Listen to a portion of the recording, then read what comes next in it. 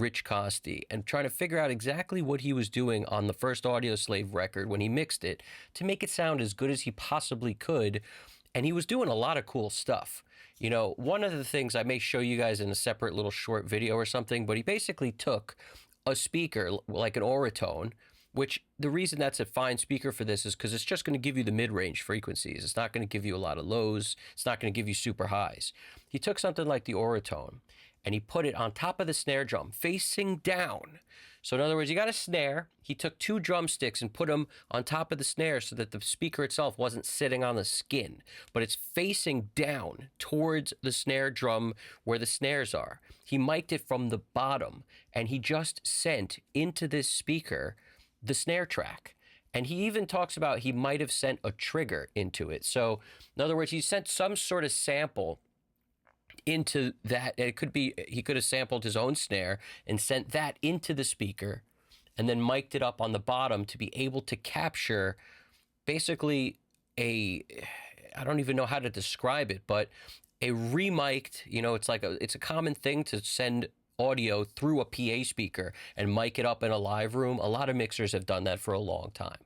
But what he's doing in this case is very unique because he's actually sending the sound through the snare drum and miking it on the bottom, and the vibrations and everything else is going to influence the snares on the drum itself, and that's going to give it a kind of a lively sound. He did that on the Audioslave record. Pretty cool. Something else he did was use a harmonic generator, you know, not unlike something like a R-Bass or something like that, but he used a physical version of it in hardware gear and just brought it up in parallel until it made him feel like it had, like the bass and the kick drum had enough low end on it. And that's something he did also, specifically on drums. Something else he talks about he did was take an 1176 and basically send his kick in mono to an 1176 and his snare in mono to an 1176, the same one, and he just blended that in parallel with the uncompressed drums. And just by bringing that up next to it,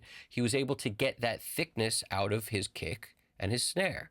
So the guy's doing a lot of cool stuff. Something that particularly interested me and I thought was very cool was he did, when he couldn't get one of the songs to sound great, the song Like a Stone, okay? And he made a few mixes. Check this out. I want to play you this clip and then we'll talk about it, all right? Because it's something I do a lot. It's something I teach in my lessons when people can't figure out what's going wrong. This is a great solution for that. So check this out. This is fair use for teaching purposes. This is on the Puremix channel. Andrew talks to awesome people. He's talking to Rich Costey. Check this out, all right? Fair use for teaching purposes. Here we go. And that's what your approach to capturing and presenting low end. You always have big, deep kick drums, and they never get lost in the mix. I mean, I mostly listen to hip hop music, so maybe that's part of why I'm interested in that area. To me, I just don't compress the bottom end that much. You try to like focus it so it's not wide in a stereo fashion, and then I just don't step on it real hard, and it seems to find room. I do find that a lot of sessions I get in as a mixer, sometimes people go a little crazy with the plugins. You don't need to do that. You don't need to just, there's room to add plugins. You don't have to do that. You can just leave it alone. It probably sounds fine.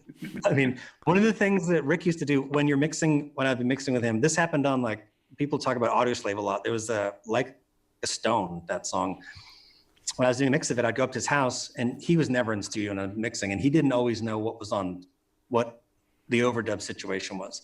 And I think I played him 2 or 3 mixes and he hated all of them. And so then he had to actually huff it down to the studio because he felt like something was getting lost in the arrangement and he didn't know what it was. So he came down and he just said, unplug everything, turn everything off, start from the beginning. I'm like, okay. So then I got rid of all the compressors and whatever process was going on. And he pulled all the faders down. And then he like, that song starts with an acoustic guitar. So he like pulled the acoustic guitar up. He's like, that sounds good. And then he'd like pull up the kick and the snare. That sounds good. And he just went one by one. Nope, not that, not that. And then in about 10 minutes, the song was pretty much done. And then he left and I finished it off, but he sorted out the arrangement that quickly. So the ability to turn shit off and start all over again will save your ass more times than adding more shit. Awesome. That right there is something everyone needs to know. No matter what level you're at, it's possible you painted yourself in a corner by adding something, and then you wind up trying to chase your tail by adding other things later after it, another thing on top of it. Now you're tweaking your mix bus to make up for something that you didn't have to. You might not have had to touch if you just addressed it at the issue by taking more things off that you wound up putting on. So there's something to this, okay? Don't just ignore this. What I've done a lot, recently especially, I try to every couple months or less, just look at what I'm always doing and then take it off. For example, for a long, long time, I used the Pultex.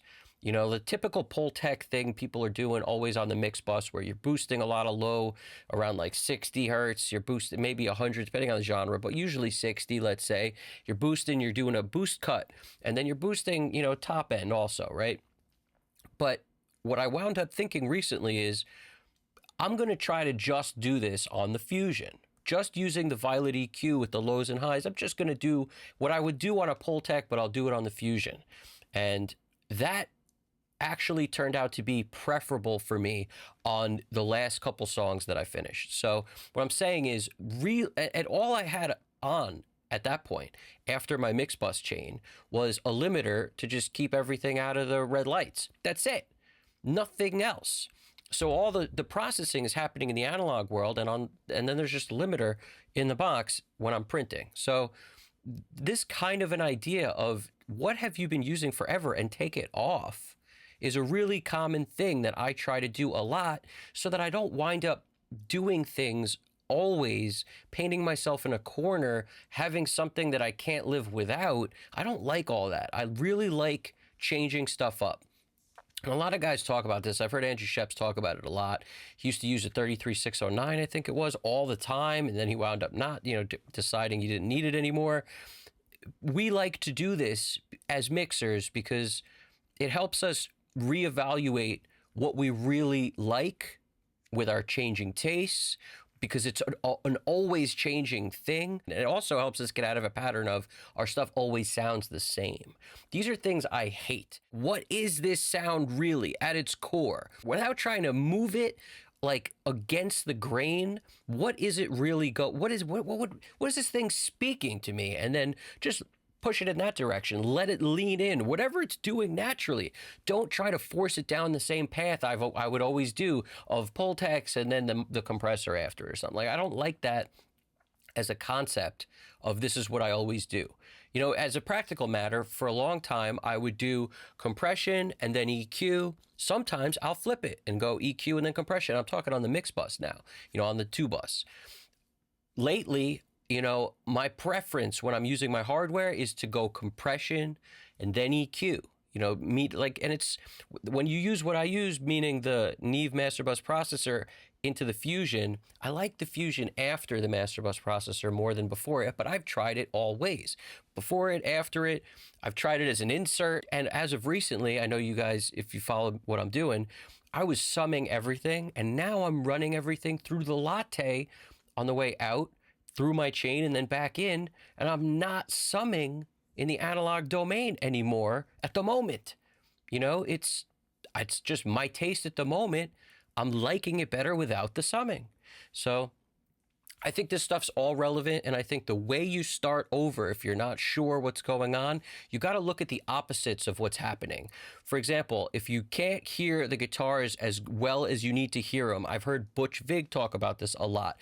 Dave Grohl was talking about, you know, why aren't the guitars like, you know, doing what I want them to do? And Butch is saying, well, I think it's actually the bass that's taking up too much space and causing the guitars to be masked.